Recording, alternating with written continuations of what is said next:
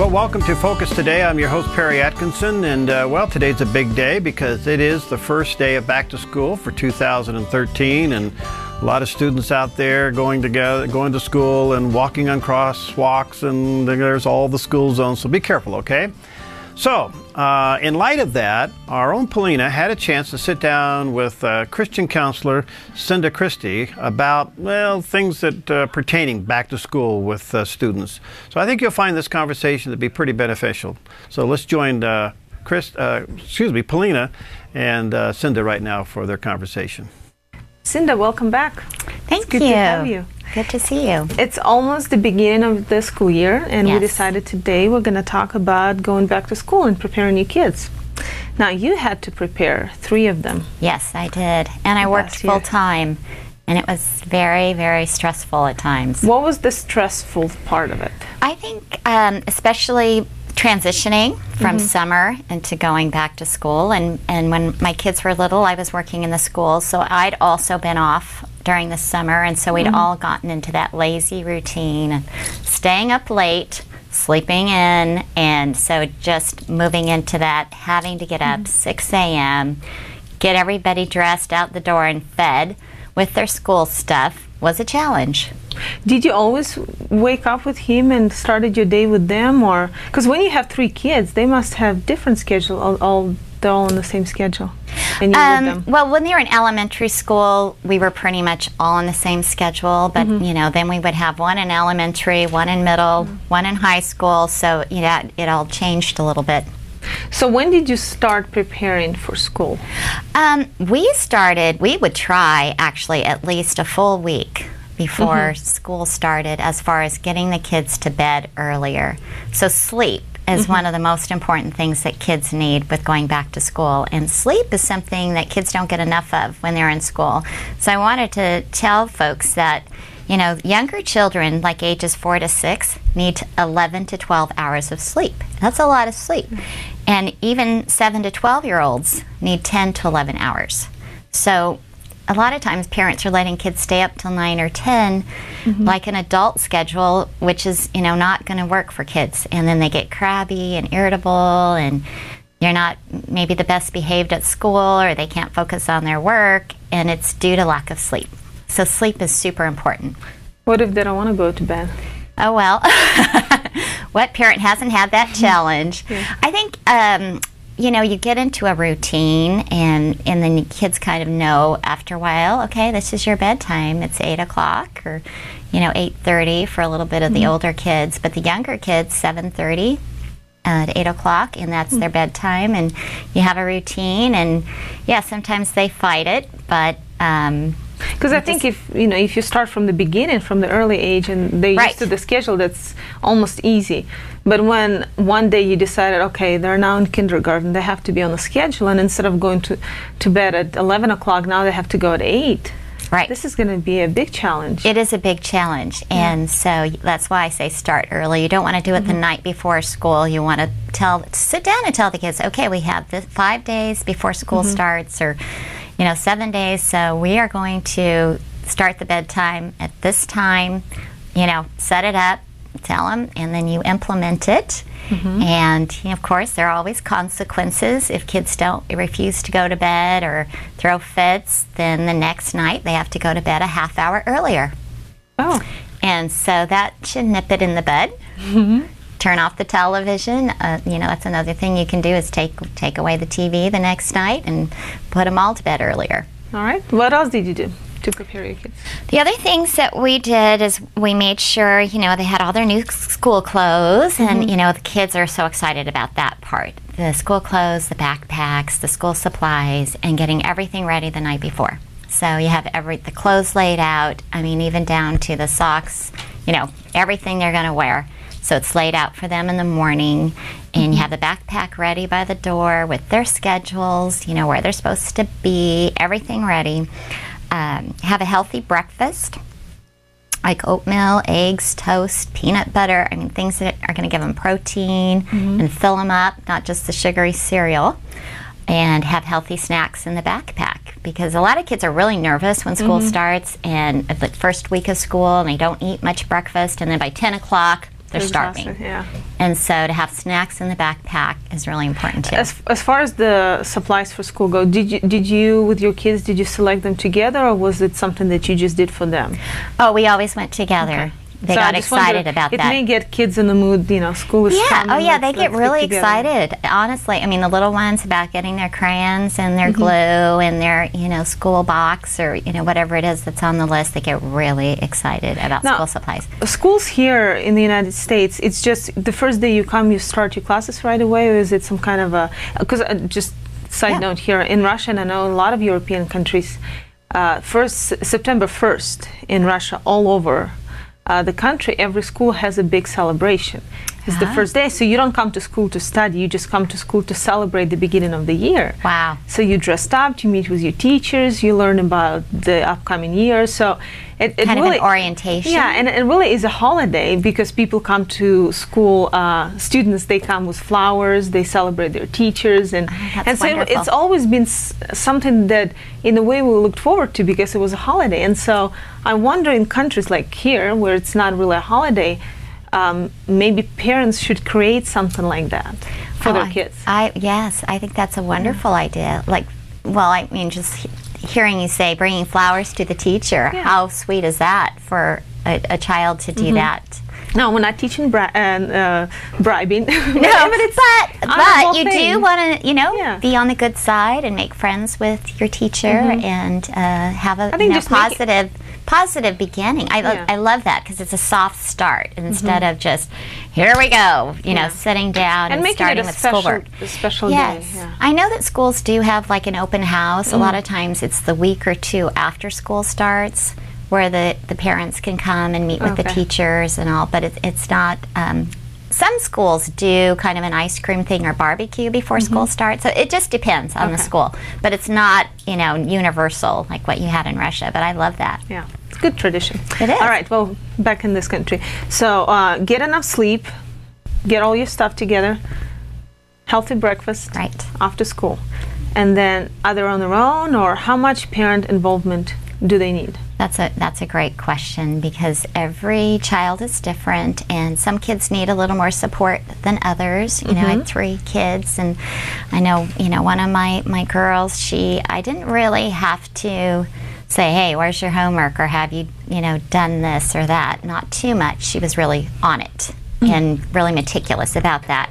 Whereas it was a little different with the other 2 where I had to be more involved, like checking, okay, what's your homework, or, what do you have tonight? Let's get it in the homework folder. Let's get it in your backpack. Check it every night. Make sure it was there in the backpack by the door. And just the organization skills. Not all kids have that organizational ability to plan the projects coming up or when a math test is. And so you do need to give a little more support. And teach them how to be organized and on time. And, you don't want to be a helicopter parent where you're, every little thing you're on them. But you do need to be involved. Right. Every parent needs to be involved. What about those first 2, 3, 4, 5 days where the kids, like you said, they're so used to the summer and then they go back to this environment where there are kids all over, teachers all over, and for some kids it can be overwhelming. It's really, some kids get a lot of anxiety and they'll have stomach aches, headaches, and not be able to eat their breakfast, have trouble sleeping, just super nervous about going back to school, and they have different things they're worried about.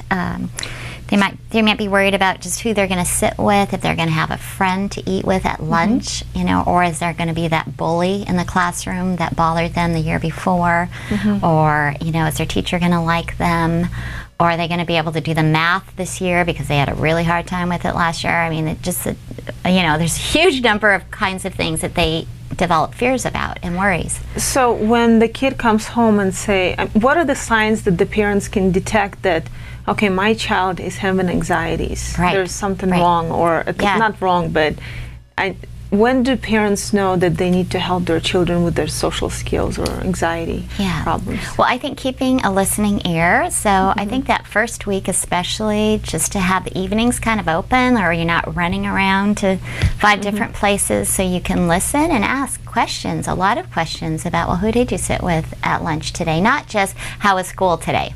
You know, because a lot of kids will just say fine, or, you know, they won't really answer. But if you say, well, who did you play with at recess? Who did you sit with at lunch?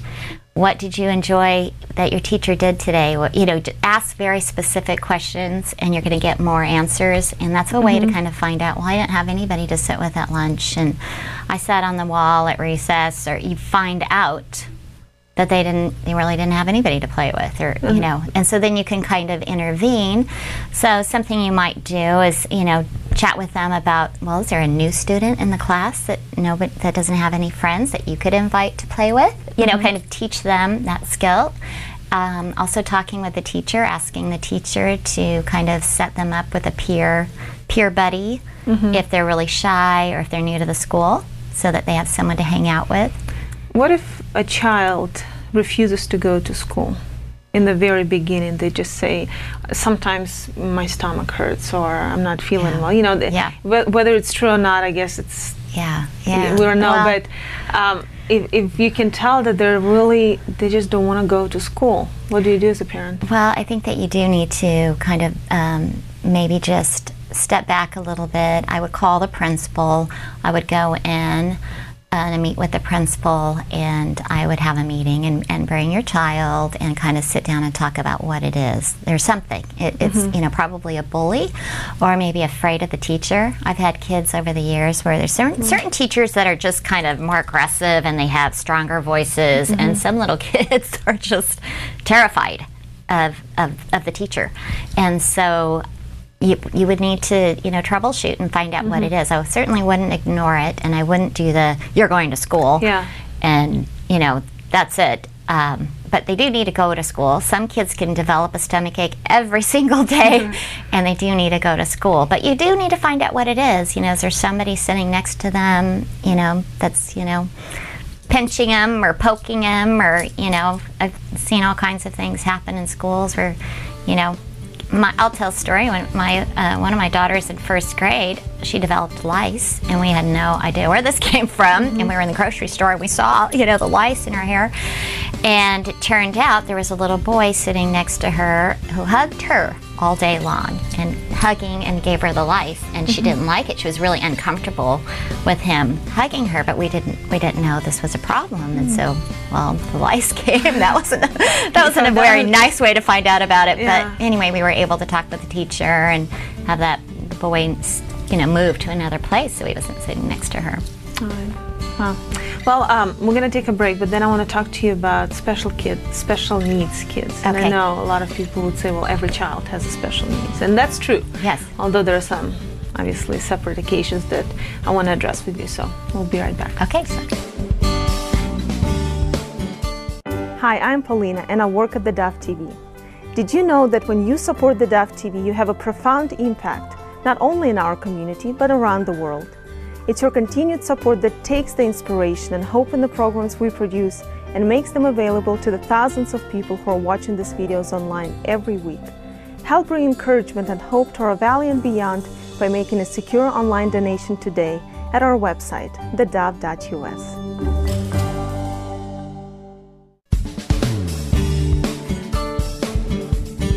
Welcome back to Focus Today. We have Cinda Christie today with us, counselor at the Trinity Counseling Center, and we've talked about relationship before, we've talked about self-confidence. Today we're talking about kids going back to school and how we can prepare children for that stressful and fun time at the same time in their life. So, special needs. Yes. Some parents know that their kids have special needs, some parents don't, and find it out the hard way. Yes. First of all, is there something that parents need to look for?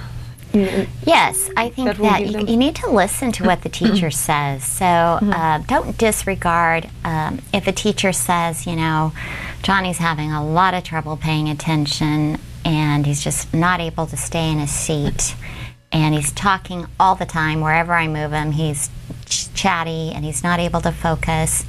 There might be an issue with attention deficit hyperactivity disorder. So, okay, your child might have it. I mean, and so instead of going, oh no, my kid is fine, listen and be open to what the teacher says. They see lots of kids, they are very knowledgeable, and receive the feedback instead of getting defensive. It doesn't mean you have to put your child on medication, but to acknowledge there's concern and maybe you need to do some things differently and help him with learning how to concentrate and focus, and have him sit in the front of the room and help him with his homework and just give him extra support. As a counselor, as a mother, and someone who worked in the school system, do you think we're too quick to diagnose our children with disorders? I think it can be in our society. That's like a dime a dozen of everyone's had ADHD, it seems like these days. But I do think there's lots of factors in that. It's kind of complicated, but I think diet is an issue for a lot of kids. The things that they're eating with just a lot of chemicals and not really eating healthily and not getting enough sleep. Just even those two things can affect a child's ability to concentrate, their irritability. Too much stimulation affects a lot of kids. Not everybody is meant to do well in a classroom with 30 kids and lots of activity and just all the stuff on the walls, and it's too much stimulation. And so a lot of kids do better in a quieter setting, and so there's just a lot of factors. But I think that you need to proceed cautiously but open. Talk with your doctor, talk with other teachers, and sometimes you'll hear it repeated every year. The teachers will tell you the same thing. Your child is not able to listen. They're not able to follow through with assignments. They're not getting their homework in. So you start like, okay, there's a pattern here. And that happened in our family with our son, and we knew he had some issues, and we helped him a lot. But when he got to middle school, he couldn't manage. He couldn't manage 7 teachers, rotating classes. It was overwhelming for him. He couldn't keep track of his assignments, and we had to get extra help for him. But he made it through school. He did. It was tough. He's pretty well now. But what do you mean? You just got tutors for him? We did have tutoring for him, but we also did have medication for him to help him get through middle school, and that did really help him. We also worked with the teachers to make sure they were on board, that they knew. He had a lot of trouble with math as far as the auditory processing piece, so to listen to the math teacher and take notes and try to follow the problem, could not do it. It was too many steps, too fast. And so we did get him help in math, and we did talk with the teacher about that, and then to slow it down, check with him. It worked. Those are the kinds of things that you have to do. I would think that one of the concerns of a Christian parent would be going, because not everyone can afford to send their kids to a Christian school. And then you spend your summer with your kids, or they go to some camp or a Bible school, whatever they do.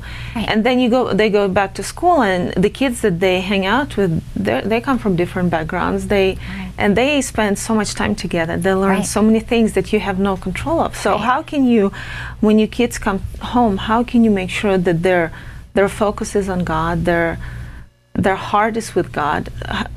What is the parent role in this when they can't control? When they can't control, when they can't put their kids in Christian school? Right.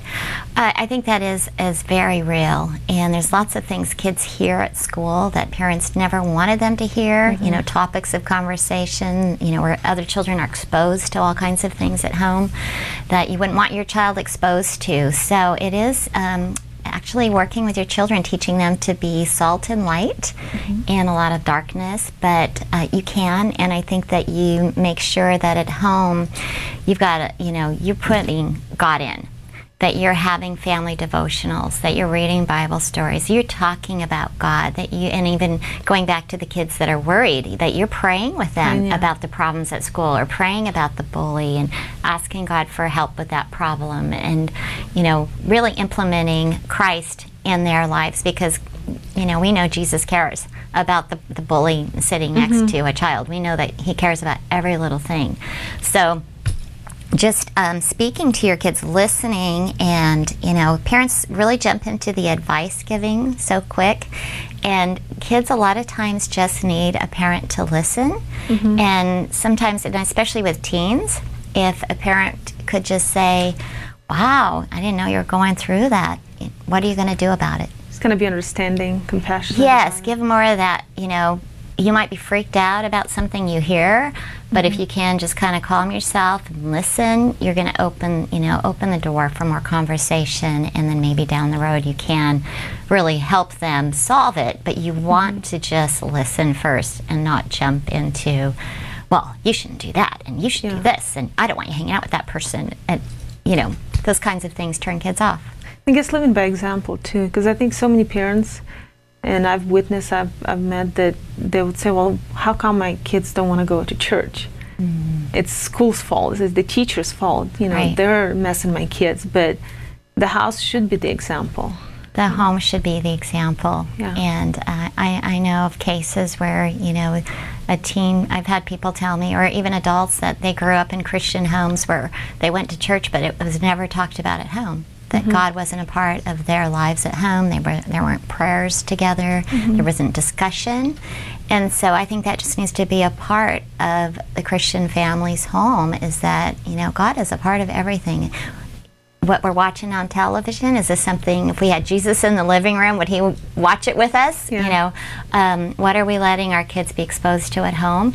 And then are we putting Christ in our daily walks? And are we talking about what God is doing in our own lives? You know, do we share like, wow, God answered the prayer, and, you know, telling the kids those stories, building their faith.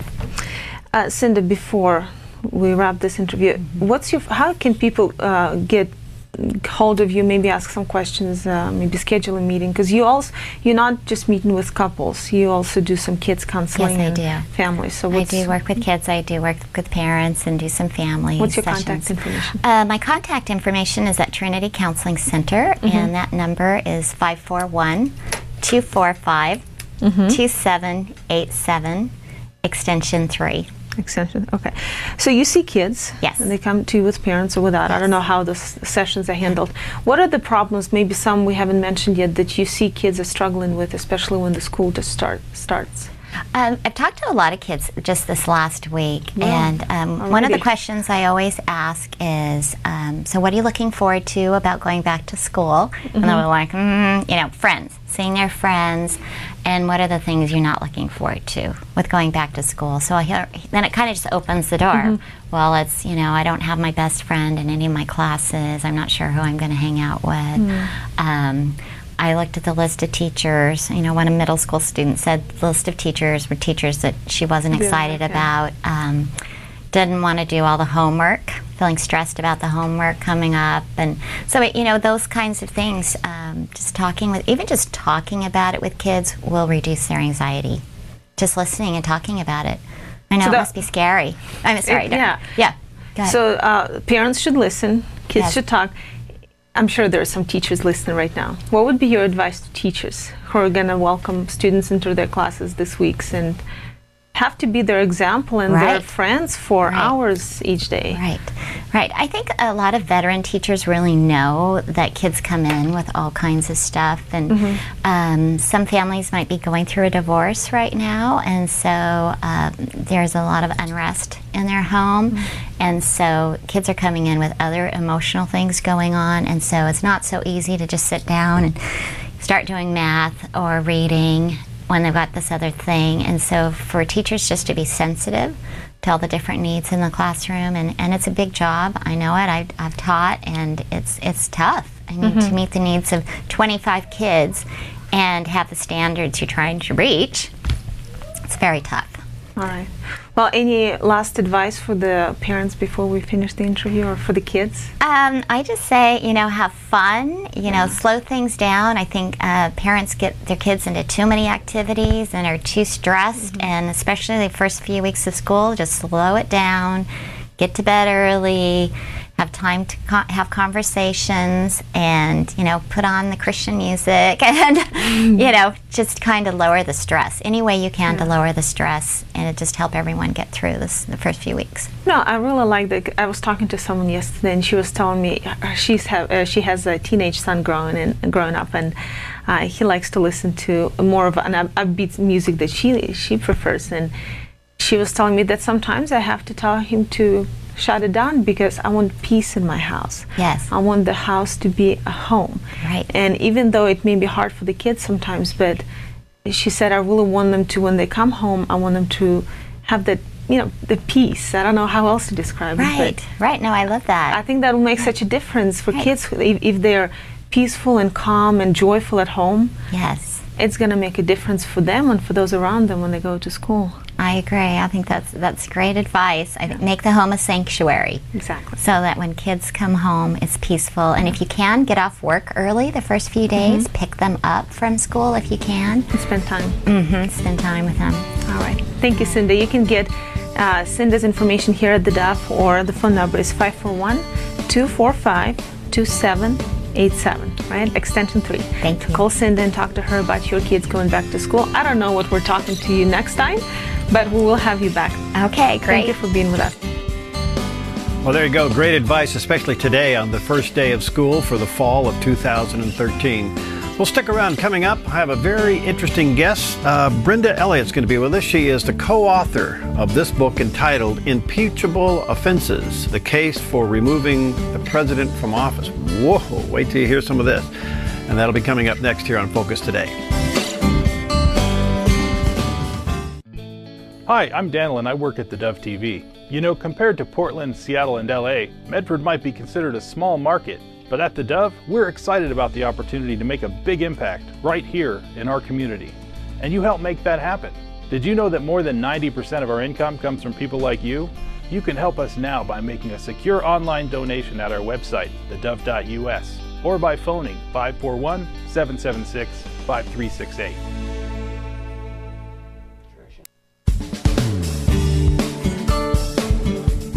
Well, welcome back, and we have a very special guest today, one that I've been looking forward to talking to for quite some time. Brenda Elliott's with us today, and she's co-authored a book that we've been talking about, Impeachable Offenses. She's co-authored a book with Aaron Klein. She is an award-winning historian, researcher, New York best-selling author, and she's a blogger, and she's gotten part of this book, in authoring this book, which I think is just incredible. So, Brenda, thank you so much for giving us some of your time today. You're welcome. Nice to have you. Well, you know, I think we've all watched with great curiosity. Does the president have all the powers that he seems to be waving around and making changes, and then even in some cases bypassing Congress? And we're very concerned about this, and I know you are too. That becomes the basis of your book. Is it all about abuse of powers? Well, of course, you know, we can turn to a couple of authorities that people are familiar with. One is Charles Krauthammer, and the other is George Will. And both of them, almost simultaneously, we have to assume they're not sharing their information, but they both said, and this is the whole crux of the matter, that no chief executive in the White House has the authority to rewrite law. And that starts with the Constitution and every other piece of legislation that is passed by Congress. That is not the president's role or any of his departments, except like the EPA or Department of Homeland Security or any other agency. It's not their role or their right to rewrite the law. Well, and yet he seems to be doing it. He seems to be, I would say, governing outside of the law. He's almost imperialistic in what he's doing.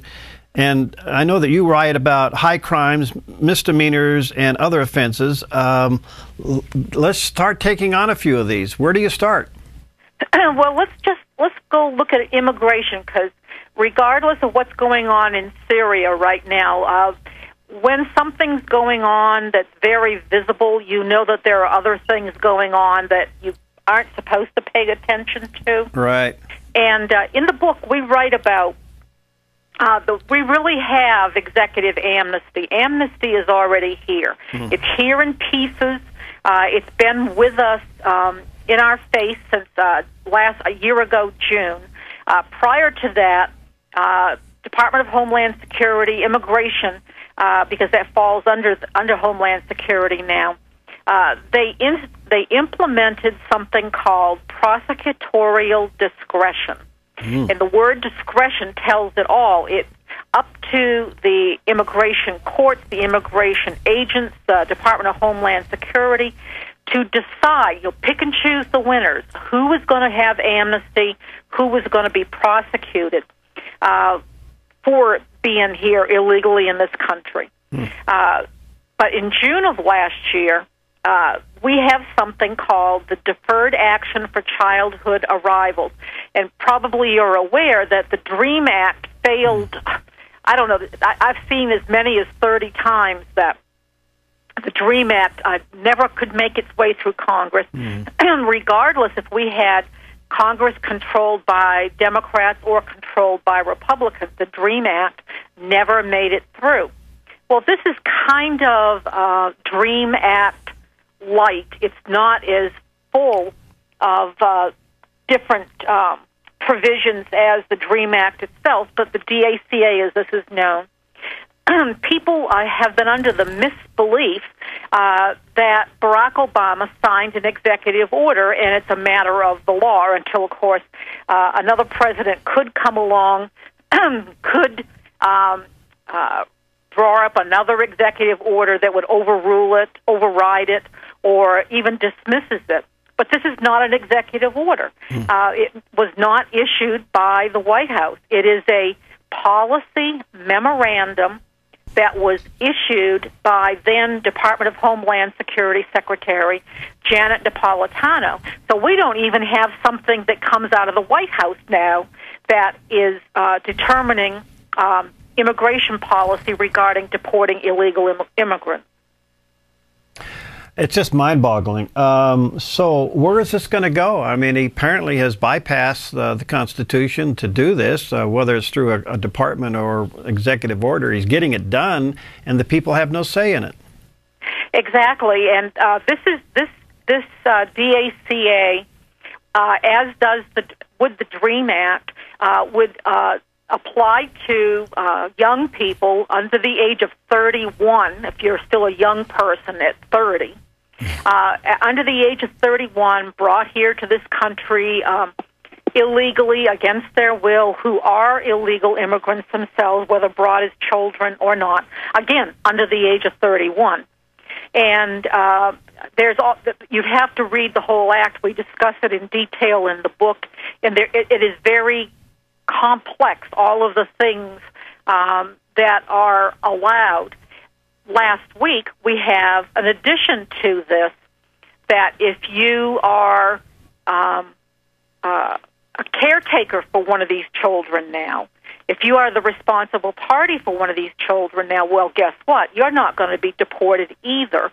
So bit by bit, adding one element after another, we have amnesty. Yeah. You know, and as we head towards 2014, do you think there is one last move from this White House that could create blanket amnesty? I think that we're probably going to have more of these little bits and pieces that add on. We're going to go way beyond the DREAM Act because now it's going to be you, the dreamer, and your family, that your household family, because you're dependent on them to take care of you. Then it's going to be, we're already finding illegal immigrants coming to the border and turning themselves in at border stations, turning themselves in the hopes that once they're inside the country, they will be able to benefit from these new programs. It's crazy. Another program that people don't know about is that it's basically a catch and release program. Illegal criminal immigrants that are held and for whatever reason are not going to be prosecuted, or they have not been tried within a certain length of time. Instead of taking them to the Mexican border and releasing them back into Mexico from where they came, we're now picking them up. So if you're released in California, you're going to be released on the Texas border. Wow. This is insanity that they believe that this is going to keep people from getting right back to their connections before they came across the border. It's going to cut down on drugs or whatever. But that's crazy. I-10 runs east-west. It doesn't take much effort to get from California to Texas. All right, let me move on to some other issues. We'll have to take a break here in a couple of seconds, but I want to move on to some other issues. And of course, Obamacare is one of the big ones, and that's what pretty much created the turnover in Congress in 2010, the people pushing back on Obamacare.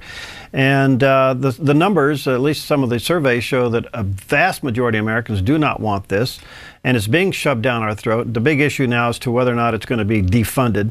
But is or was Obamacare constitutional? No. That's the simple answer.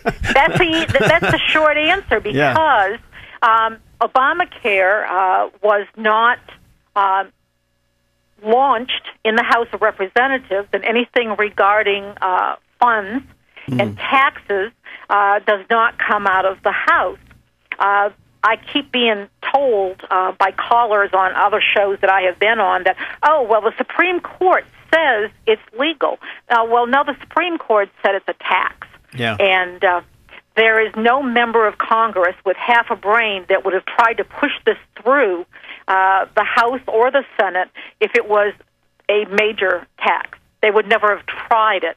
Now that it is a tax, it should be deemed unconstitutional and illegal, just as the Democrats deemed it to be legal in the beginning. All right, let me do a quick break here. I guess the comment there, taxation without representation, and whether or not it's going to be defunded. Brenda, hold on. We're going to take a quick break. We'll be back with Brenda Elliot. And again, the book is entitled Impeachable Offenses in the Case of Removing President Barack Obama from Office. Picture there on the screen for those watching on the Dove TV. And we have with us co-author Brenda Elliot. We'll be right back. Hi, I'm Paula, and I work at theDove TV. Every day we get letters and emails from people who've been encouraged, blessed, and challenged by the programs on theDove TV. But we couldn't do it without you. Did you know that more than 90% of our income comes from people like you?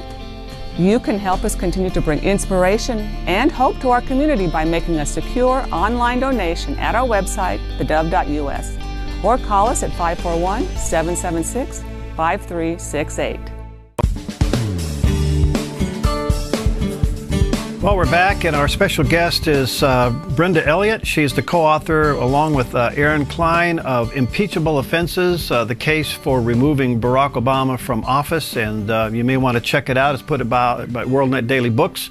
And check it out at Amazon or at Barnes & Noble. Brenda, this is so fascinating. I could probably have you for a couple of hours, but I do want to kind of highlight some points here. It appears in the broad spectrum of things, the president has clearly abused powers. And you have every member of Congress swearing to uphold the Constitution of the United States. Where is the fortitude to stand on the side of the Constitution to push back on what he's doing, because he's setting a whole new precedence? Well, there isn't much of a pushback. We have 2 or 3 congressmen that have recently spoke up about impeachment. And I just saw as recently as, I think it was this morning, that one of them is sticking by his guns. And Bentivolio, I believe is how you pronounce his name. I don't want to massacre it, but I believe he's from Michigan, which is very interesting because Michigan's just about as far left as you can go as a state. Right. He's the one that famously said that this is impeachment would be a dream come true, and he was apparently asked again this weekend, and he says, well, he sticks by what he said. The problem is we have a lot of these folks in Congress that aspire to be president, and no sitting president or newly elected president has ever stood before Congress and the American people and said, hey, you know what, I've got too much power. I'm going to get rid of some of this. Yeah. Barack Obama came in, slamming George W. Bush for all of the things that he had done about executive orders and Pfizer and going to Iraq and any number of other things, and basically was saying to the American people, oh, no, I'll never do these things. These are not things I would even think about doing. Yeah. And look where but we are yet today. Here we are. Yeah. Libya is on the war in Libya is another one we can add to the list of going into and destroying a country's sitting government. Now he's trying to twist everybody in the wind to find a way to go into Syria. He's got the usual rhino suspects helping him out. But no president, anyone aspiring to be president, is going to be cautious about saying too much, because the reality does exist with some of these folks that they're going to want that power, or they think they might need these powers, and they're going to have to walk a fine line here of complaining too much and then facing the campaign trail for midterm, or facing the campaign trail to run for president, and have things they have said haunt them. Well, yeah, we could talk a lot about that. Let me just kind of move on a little bit for the sake of time. It appears that this whole issue in Syria now creates, ironically and sadly, a perfect storm for him to hide behind and get the attention off of Benghazi, which we know is a huge scandal. The quote of the day is, somebody said it would be nice if the president was more concerned about the American lives in Benghazi than the Syrians' lives lost in Syria. And that's not to minimize what has happened there, but to put it into perspective. So this does create a storm for him to hide behind. But how bad, from your research, was Benghazi and remains to be? Oh, Benghazi is... the things that we do know are bad. The things that we don't know probably are worse. This was a horrible operation. It was gun running. It was fast and furious, running guns into, putting guns in the hands of criminals in Mexico on steroids. Benghazi, we were running guns that nobody has a tally. We recently were told, I think last week or so, that 400 rocket launchers or some missiles of some type are among the missing. Well, how many more guns are among the missing? Right.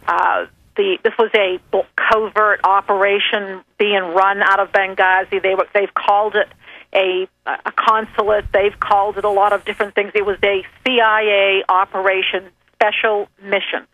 That's what the communiques tell us that they were calling it.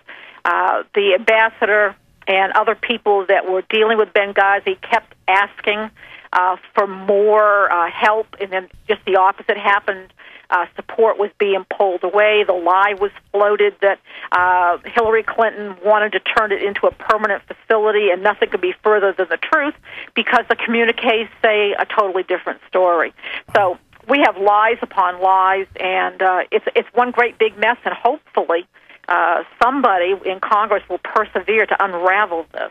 Well, you know, it's so interesting, and I realize that the president's abuse of powers is certainly an impeachable offense. On the other hand, we have an attorney general that's going to go after a state and sue a state over, voter registration. When you got these scandals going on with Benghazi and IRS, I mean, why can't we at least get the attorney general replaced? Oh, that's never going to happen, because that's the attorney general is what protects Barack Obama from all comers. Without Holder and his various ways of shutting people up or hiding information, it was the same thing with Fast and Furious. Holder covered up Fast and Furious. He's the go-to guy. All right. So what damage has the president done by setting all of this precedence and basically governing through executive order and other sneaky ways? What precedence has he set now for the United States, and can we, the people, recover from this? I think I have a family member that keeps saying it's going to get a lot worse before it gets better, because it's going to take some... it's going to take something really big to wake up enough of our Congress critters who are going to be willing to put their foot down and say no more, no further. This is Alinsky on steroids. I mean, even Saul Alinsky would be amazed at how brazen Barack Obama has been, using all of the tools of community organizing that he learned in New York and then when he went to Chicago. I don't know where this ends. I honestly don't. All I know at this point is Aaron and my co-author and I, Aaron Klein, we're working our hardest to try to keep up with what's going on. Yeah. We could have written an encyclopedia instead of just one book, because there is so much that has happened. Well, it appears that this president is more Muslim Brotherhood sympathetic than he is pure American and even Christian sympathetic. And what are we to do with this? I mean, and Syria provides, I mean, it's just an incredible mess where you got Muslim against Muslim, and he's going to get in the middle of that, which basically is no winners. But he does seem to favor that philosophy more than the pure American philosophy. Well, and that is true. Ever since he first went to Chicago, his part of his support, his base of supporters there, were the Nation of Islam and other Muslims in Chicago. Tony Rezko, I just repeated an article on my blog the other day that I essentially wrote spring and summer of 2008 about the connections of Tony Rezko, who is from Syria. Tony Rezko and all the other members of the Middle Eastern group there in Chicago that Obama has been affiliated with for now decades. Wow. Yeah, I think we just have a hard time admitting that, but the evidence is there, and why we don't admit it is a real mystery to me.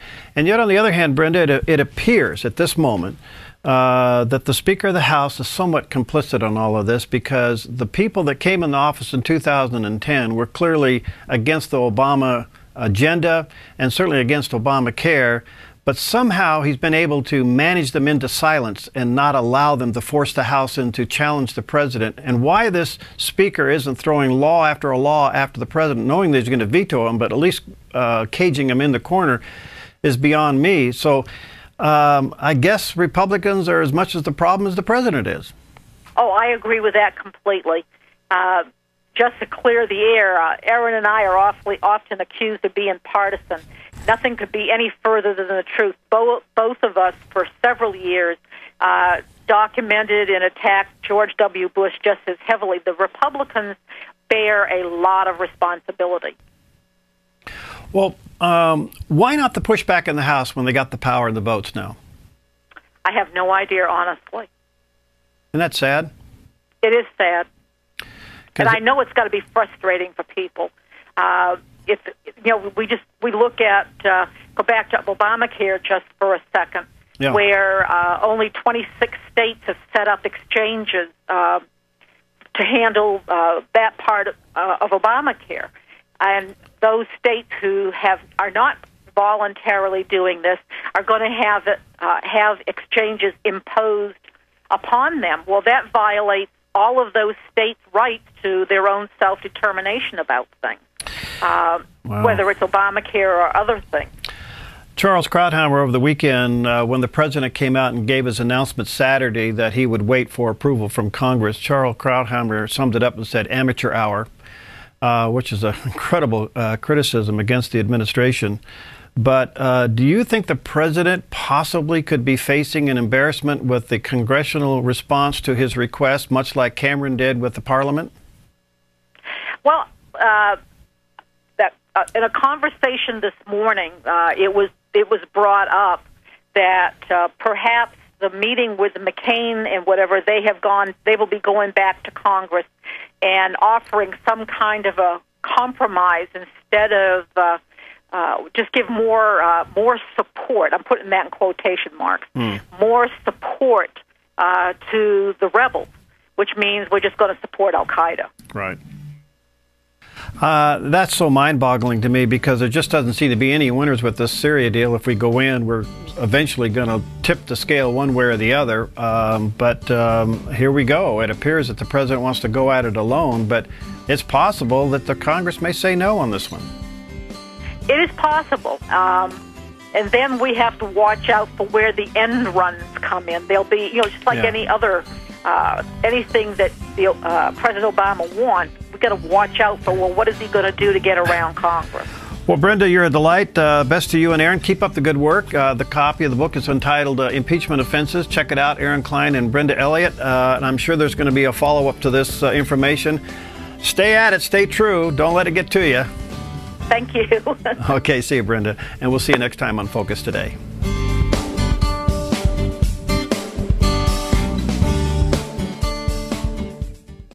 Hi, I'm Jim, and I work at theDove TV.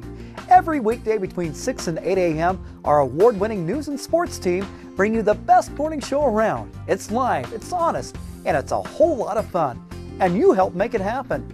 Did you know that more than 90% of our income comes from people like you?